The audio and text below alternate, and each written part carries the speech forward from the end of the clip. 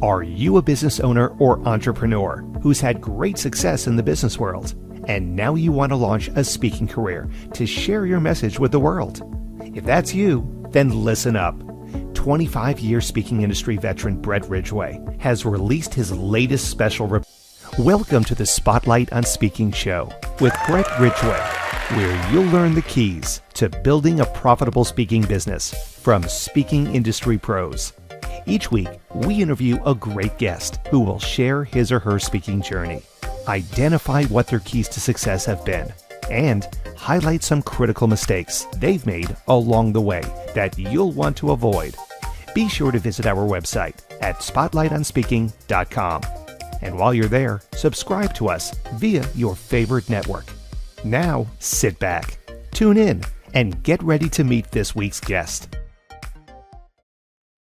Hello again, everyone, and welcome to another episode of the Spotlight on Speaking show with Brett Ridgway. I'm excited to be your host and to have as my guest today, Carissa Andrews. Carissa is an award-winning and internationally best-selling indie author with over 25 books published. She's the CEO of Author Revolution, an online academy dedicated to helping indie authors become publishing powerhouses. As the host of the Author Revolution podcast, which I was honored to be a guest on recently, Carissa dives into topics from step-by-step strategies for indie authors to mindset techniques that elevate authors to manifest their millionaire author destiny. Welcome, Carissa, to the Spotlight on Speaking show. Hi, Brett. Thanks so much for having me. I'm excited to be here. So I've got to ask you first. So what exactly do you mean by the term indie author? Sure. Indie author is basically our way of saying independent author. We are authorpreneurs. We are entrepreneurs. We are taking the experience of writing and publishing our books just as seriously as a big publishing house. All right. So are we saying self-published then, or maybe not self-published Absolutely. necessarily? Yeah, Okay. absolutely. We're doing it as self-published authors, and we are looking at it from the perspective of our quality is going to be indicative of what we put out into the world and what we're going to be judged on. And so we're going to put out the best quality work that we do, that we can, and we're going to put it in terms of what reader expectations really going to be about. Like, what are they expecting when they pick up our book, read it, and like in terms of looking at it, in terms of hitting tropes, in terms of understanding marketplace, in terms of understanding our prose and how to go about writing the entire book or the series. So we take it very seriously as indie authors. All right, well, very good. So we'll dive into books and the whole publishing world a little bit more later on. But I wanted to Sure. ask you first about your speaking journey. So you've been involved in the book publishing world for indie authors how long, first of all? Well, I started publishing with the intent, or writing with the intention of publishing in 2010. I Okay. published my first novel in 2013. So it's been a little over 10 years at this point being a published author. Okay. And then when did you get into the realm of helping other authors up their game? Yeah, so I started doing that in 2017. It initially started as just something to do in my local community. I was asked to, because I at that point was developing my own strategies. They asked me in my local community to do like a 6-part series, helping people in our community learn what it means to be an indie author in the first place, and how to go about publishing their own works. And at the time, it was just going to be like a one and done situation. I had no no intention of speaking or doing anything like that. But it was over the winter time, and I live in Minnesota, and so there were a couple of sessions where it snowed or it was really cold, and so people were missing like certain classes even though they wanted to be there. And so I was trying to figure out how can I get that same information over to them that'll help them in a way that like I can't do in person. So that's kind of where the academy aspect of Author Revolution came into being. And from there I haven't really looked back. So is the majority of the speaking that you do via summits and online speaking, or are you doing in-person events also? I do all the things. Yeah. So I'm going to be speaking this year in November at Author Nation, which is one of the largest indie author conferences in the world.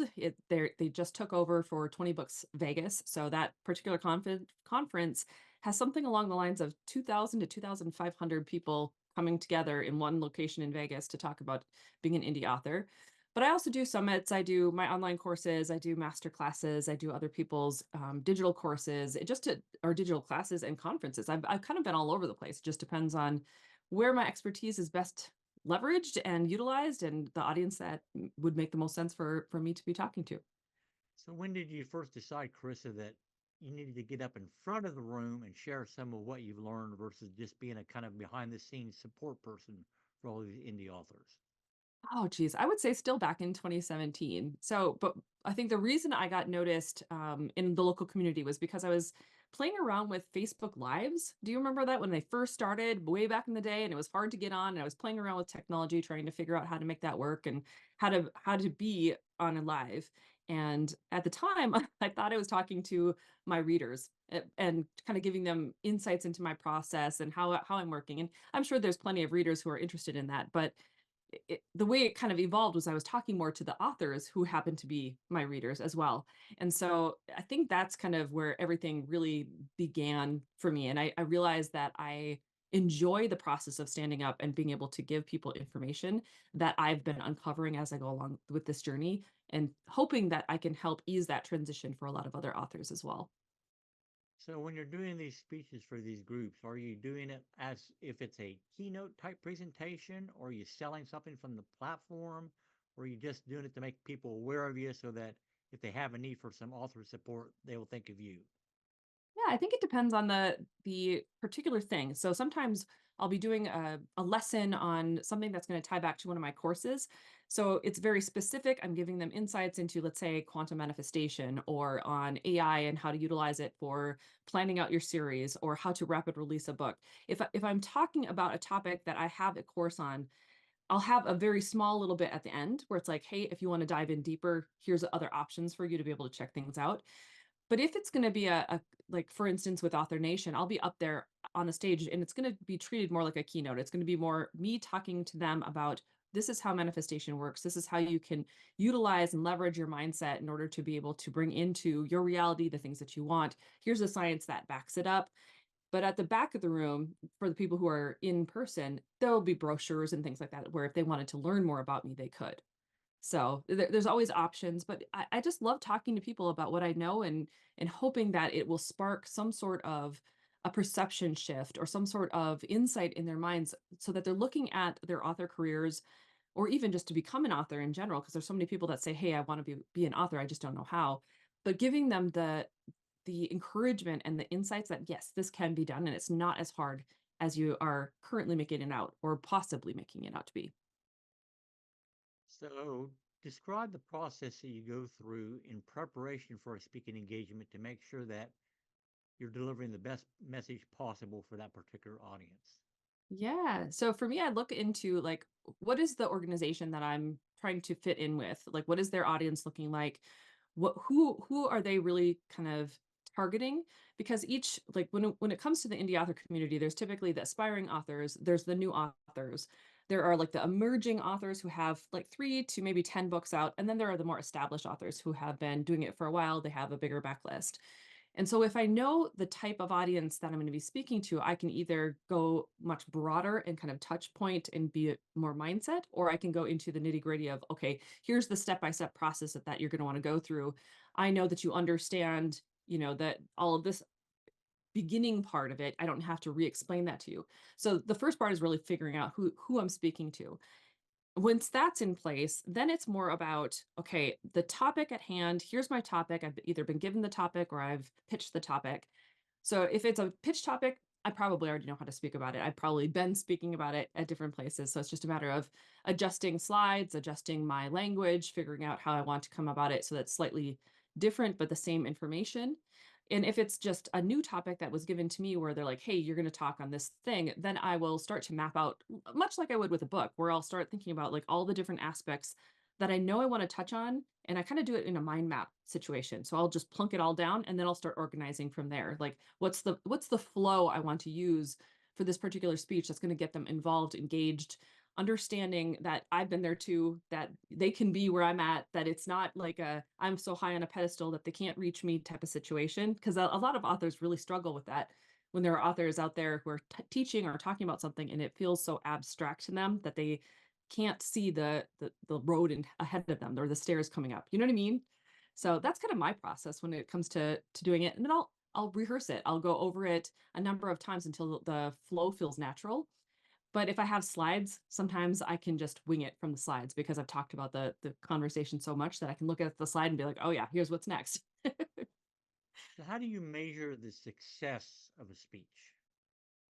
I think when people come up to me afterwards and they're talking about it either right away afterwards, like they're excited, they're engaged, they want to ask more questions, or even I start hearing or seeing things on social media where they're talking about like this was crazy. I have never had this many insights in this thing. It was action packed. It was information packed. Like I wasn't expecting all of this great information to be coming through. To me, I, there are plenty of people that will hold back information because they want you to buy a course or they want you to buy their book or whatever. For me, it's like if I have this knowledge and I can give it to you in a speech, I still know that I have much more knowledge to give you than just that 45 minutes that you're going to have with me. And so I'm not worried or concerned that they're going to hear everything that they ever need to know in that one speech. So I give as much as I can and know and trust that if they're interested, if they like what I'm saying, they're going to eventually going to go on and look into the other things that I already do.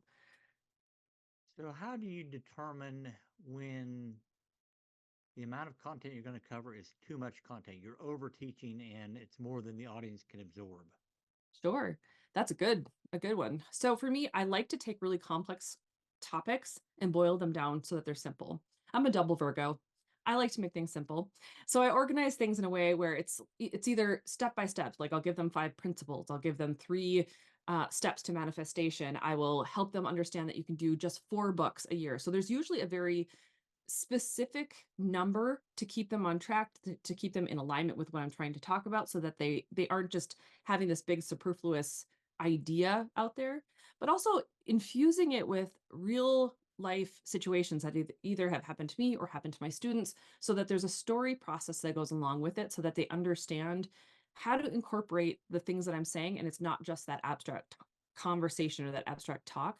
They can see how it could be applied in their own lives based off of the stories that are told. So, what works best for you, Carissa, to establish quick rapport with your audience? Oh, jeepers.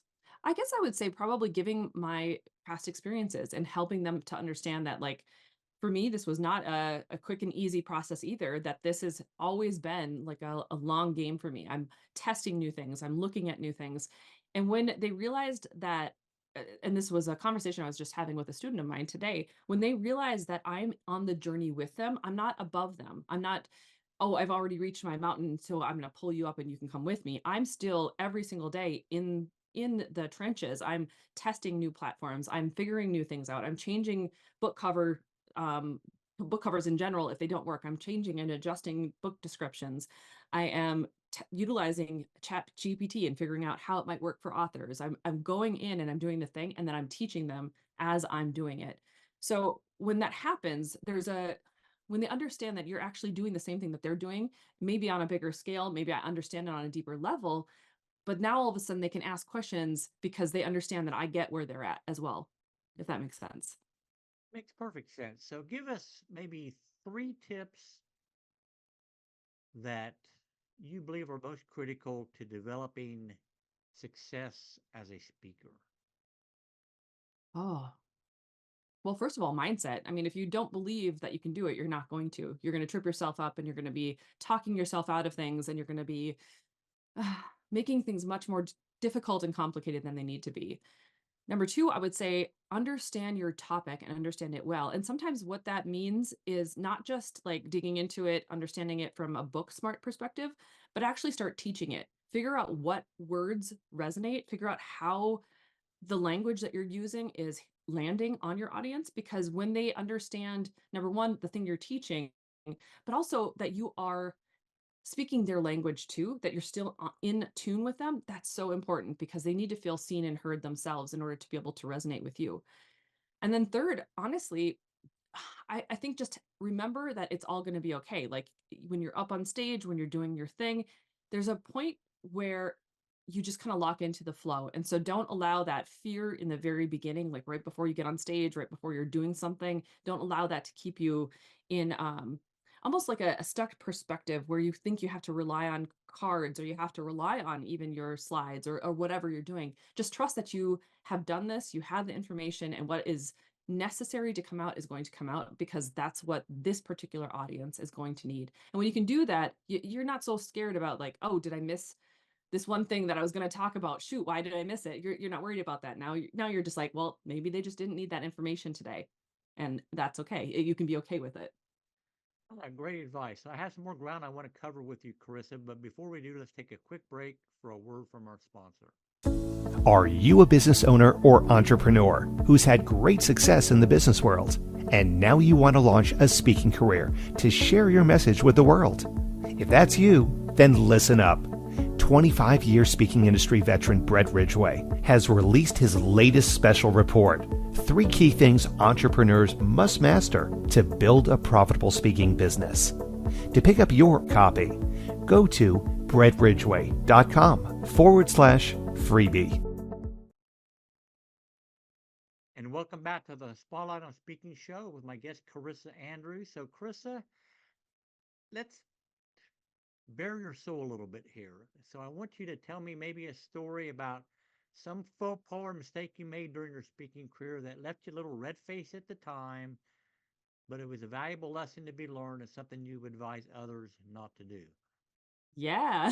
Well, I'm a fast thinker and I'm a fast talker. And so when I first started speaking, my biggest faux pas was that I didn't know how to take a breath. I didn't know how to insert pauses or how to slow down when I was nervous. And so what ended up happening was like there were a lot of people that were like, that was great information, but you went so fast. I can't quite keep up with you. And while I'm still a fast speaker, I don't think I'll ever be able to beat that out of myself. I don't know why. I have gotten way slower than they used to be. And part of that is just practice. I've had a podcast now for almost 5 years. I think it's 5 years this October. I've been speaking at so many different places now for the past at least 7 years, and so it's gotten easier to let that part go and to realize that I can slow down and I don't need to be quite so nervous because at this point I understand the information I'm giving. So there is that peace of mind. But slowing down is definitely my biggest hurdle. Okay, so I want to dive into your sweet spot a little bit more and talk about books and book publishing some. So Sure. obviously most speakers have or should have a book, in fact, multiple books. So what are some of the biggest mistakes you see speakers make with their book?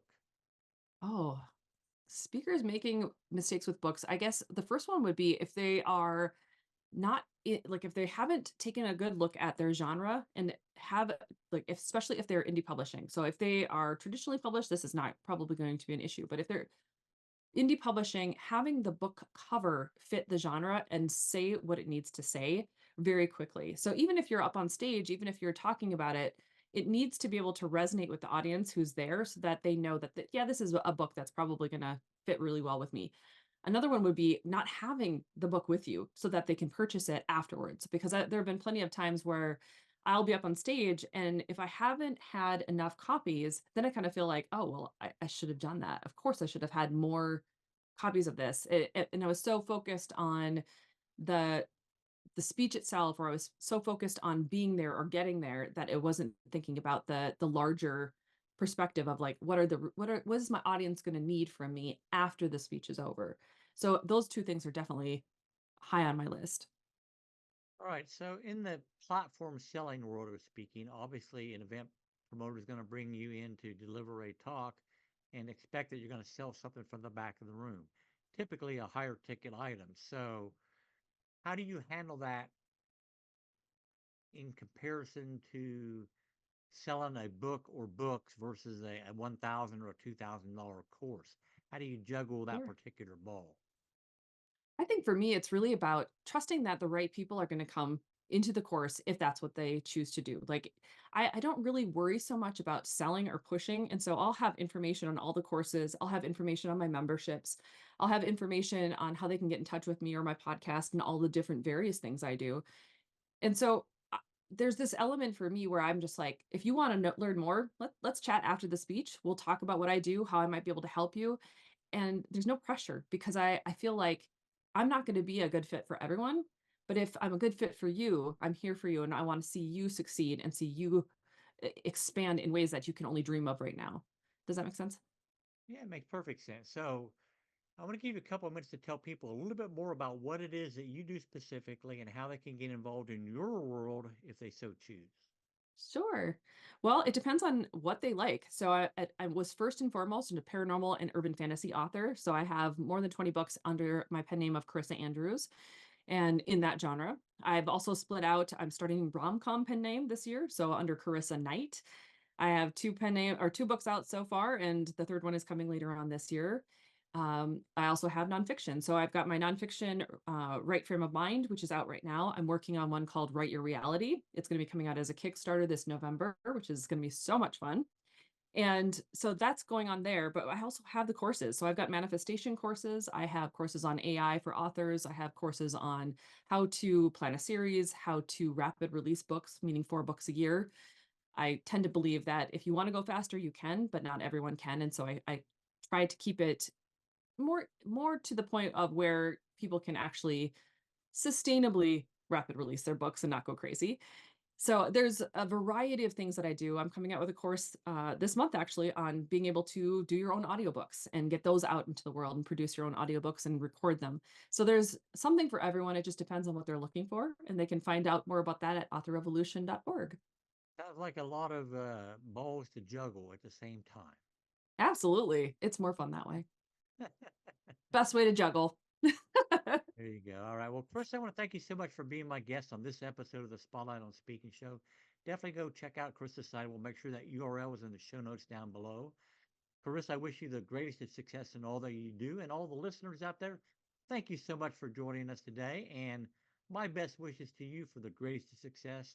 May this year be your greatest year yet. Take care, everyone. Bye-bye. This has been the Spotlight on Speaking Show with Brett Ridgway. Be sure to join us every week as we interview speaking industry pros and have them share their best tips for building a profitable speaking business. Until next week, thank you for tuning in, and remember to visit our website at spotlightonspeaking.com so you can enjoy even more great episodes like this one. While you're here, be sure to subscribe via your favorite network. We look forward to seeing you next time on the Spotlight on Speaking Show. Until then, our sincere best wishes to you for the greatest of success as you work to build your own profitable speaking business.